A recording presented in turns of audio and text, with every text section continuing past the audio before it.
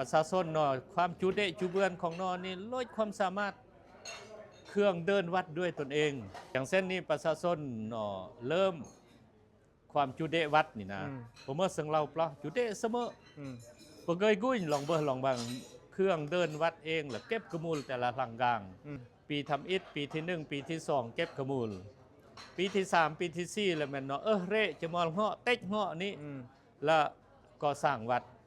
สมัยเลอยงมะประชาชนพุทธบริษัทมือสกีถือว่าเป็นมือพิเศษสุดๆของวงการ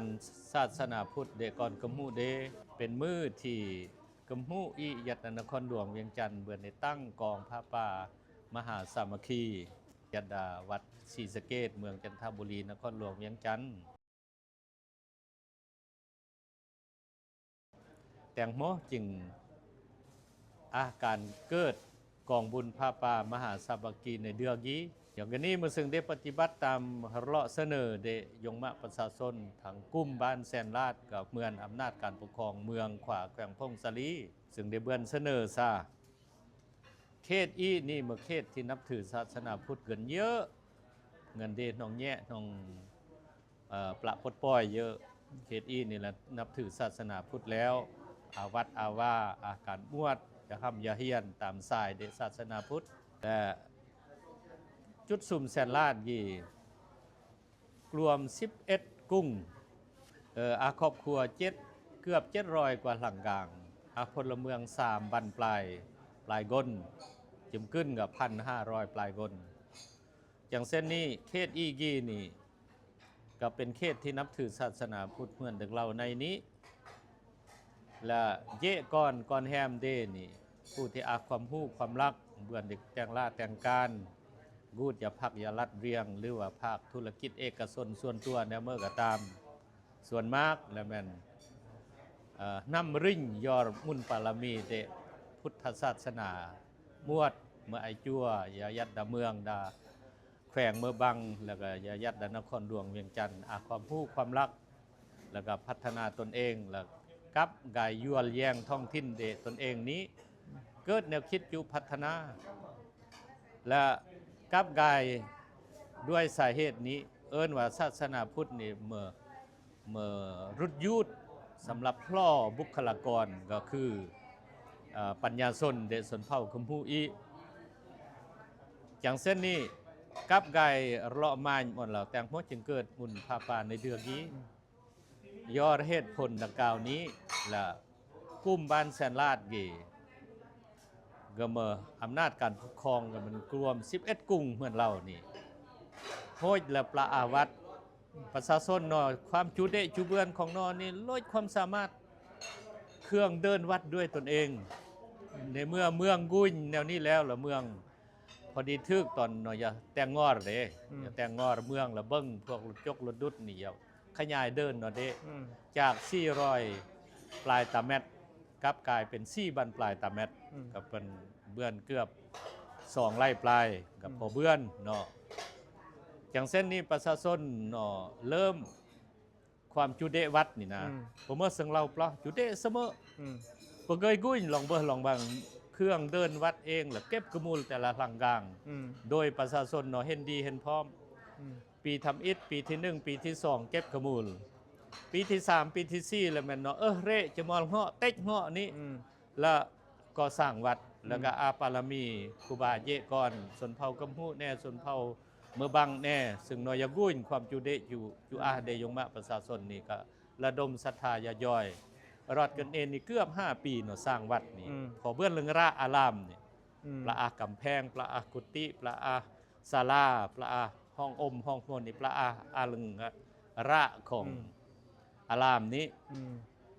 ยันเส้นจากการเสนอของอำนาจการปกครองเมืองจากการเสนอเดคณะจุดซุ้มแล้วก็ยงมะประชาชนรู้ที่เยื่องเดอีนี่แหละขบวนการอีนี้กับครูบาอาจารย์ที่อย่าเฮิบอย่าแย่งมอบเครื่องช่วยเหลือในระยะกันนี้และจึงเรื่องระเยื่อมคำเสนอเดยงมะประชาชนในอำนาจการปกครองในกายครอทิศสีนำจากห้องการคณะบริหารงานศูนย์กลางส่งลาวนี้เนาะ แล้วเบิ่งก็โอ้เห็นดีคันท่าว่าคำเสนอเนาะจุอันศูนย์กลางอีกย่อยรูปการย่อยแล้วก็มาลึงตั้งกองพระป่าสามัคคีและปฏิบัติตามทิศดังกล่าวนี้จึงญาณมัสการพระอาจารย์ใหญ่มหาเวทมาเสนัยประธานองค์การพุทธศาสนาสัมพันธ์ลาวก็เลยเห็นดีอย่างนี้มันเพื่อยกบทบาทของศาสนาพุทธเพื่อพันขยายอิทธิพลของศาสนาพุทธนี่เข้าสู่เขตชนบทห่างไกลศอกลีกและเพื่อย่อยพัฒนาบุคลากรของชนชาติชนเผ่าที่ด้อยโอกาสอย่างเส้นแหละตนเองนี่ก็จึงจะรออันยาแม่ป้านาลีศรีสุริตน่ะก็เห็นดีว่าสิแม่ป้าสิเป็นเจ้าภาพฝ่ายคารวะให้ย้อนนั้นจึงได้ประสานสมทบอันการนำขั้นยงจำนวนหนึ่งครอปารมีเรียงเยาวเมื่อเจ้าภาพย่อยและอยู่ในนี้ก็เบื้องวัดศรีสะเกษเบิ่งเห็นดีว่า1เป็นสถานที่2แล้วเป็นโต๊ะตั้งเต็นท์แล้วก็เครื่องกองแล้วก็ซึ่งมาซึ่งเอื้อกสำหรับเลี้ยงแขกเลี้ยงคนนี่อันเป็นห่วงอย่าทันนำนี่ครับผิดชอบเลยรอดเครื่องใช้เครื่องจ่ายต่างๆนี่อันหักลบเบื้อนเพิ่งเมื่อละอันรอดยงมากประชาชน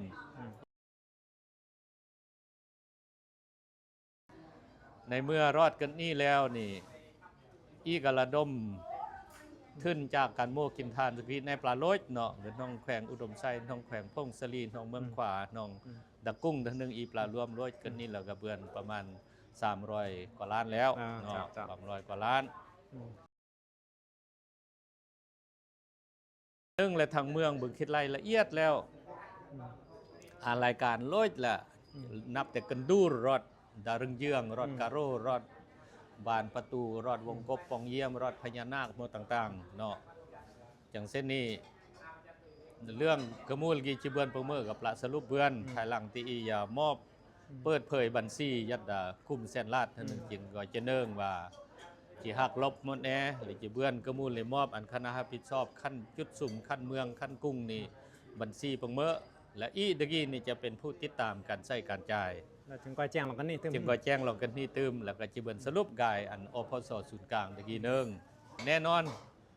การตั้งกองพระป่าสกีนี่จะอันเกโหยมวยบัตรนี่พโหยตามที่แย่งเวียกละเอียดนี่ค่าแรงงานนี่ก็กระจงเนาะทางด้านการตบการแต่งหัวต่างๆนี่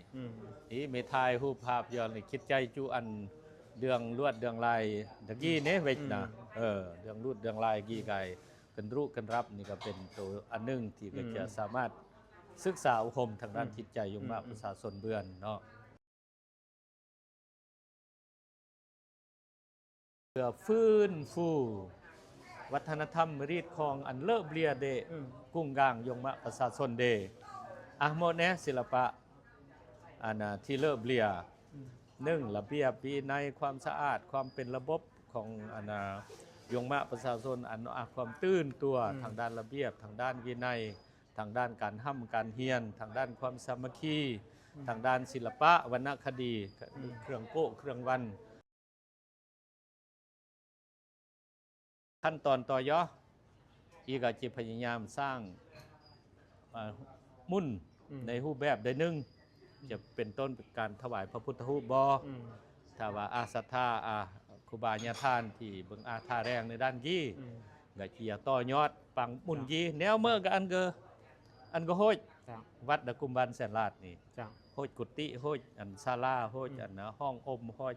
พระพุทธรูปแล้วก็โหยกันเป็นรูปกันรับต่างๆอันก็ครบถ้วนตามสิ่งที่โครงสร้างตามรูปแบบของวัดศาสนาพุทธนี่แหละในการกู้ร่วมได้ยงมาประชาชนเทือกี้นี่ตามจิตใจทางเมืองบึงจุเดะ11กุ้งนี่ถือว่าเมื่อเจ้าภาพอยู่ในบัตรซองบุญนี่แล้ว11กุ้งนี่ได้และจูอันกุ้งนี่1เนาะศิลปะเมื่อชายคับชายเติมชายหุรตอดหุรปีมาต่างๆนี่อันยับประกอบส่วนเลยอย่างเช่นมอนกี้เลยก็จึงเบื้อนทางด้านวัฒนธรรมและชีวิตการเป็นอยู่และจุดพิเศษในนั้นเพราะว่าเขตอีกีแล้วมันเกิมเขตความสงบบ่รวมเปิดศัตรูงูพิษยาบ้ายาเมาโมเกกะเปิดมากเป็นคดอกคดีโมกับเกิดมากบ่เกสงบยอดอีถือศาสนาพุทธกี่แหละ อยู่ในศีล5ข้อนี้แล้วก็นี่ทางครูบาอาจารย์เรื่องก็สิเน้นตบ่อันยงว่าประชาชนได้เข้าใจขอเจริญพรยงมะไตแฮมพี่น้องโลยืมกลที่เบือนนับถือพุทธศาสนาครูบาเบือนได้ต่างนาพ่อดอกคำจันทร์โสตประเสริฐเป็นกกเป็นเข้าเป็นเจ้ามูลศรัทธาในต่างกองบุญมือสกีวันที่13อีเบือนเตาร่วมกองบุญพระป่าสามัคคีที่วัดศรีสะเกษนครหลวงเวียงจันทน์เพื่อจะเบือนเขื่อนทอดถวายตะกุงกลุ่มแสนลาดเมืองขวาแขวงพงศาลีมือวันที่21เดินทางจากนครหลวงหรือว่าบ้านไก่เฮือนเคียงเพื่อจะเบือนเตาร่มตั้งกองบุญพระป่ายึดวัดกลุ่มแสนลาดเมืองขวาแขวงพงศาลีวันที่22เป็นมือถวายพระป่าสามัคคีสนันคอเฮียนเสริญเจริญพรยงมะไตแหมญาติพี่น้องที่เบือนนับถือพุทธศาสนาเบือนได้ยอโมทนาสร้างวัด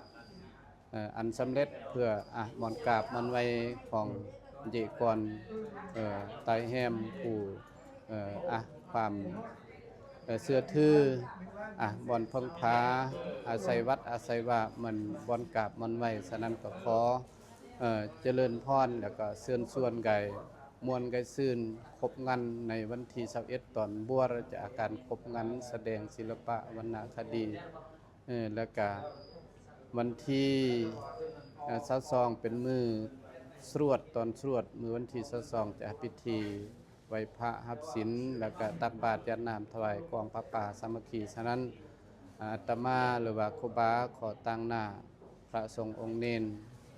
เขตนอกหรือว่าในเมืองต่างแขวงต่างประเทศจะรอผู้ใจบุญใจกุศลจุอุปโมทนาทานในครั้งนี้ก็ขอเจริญพร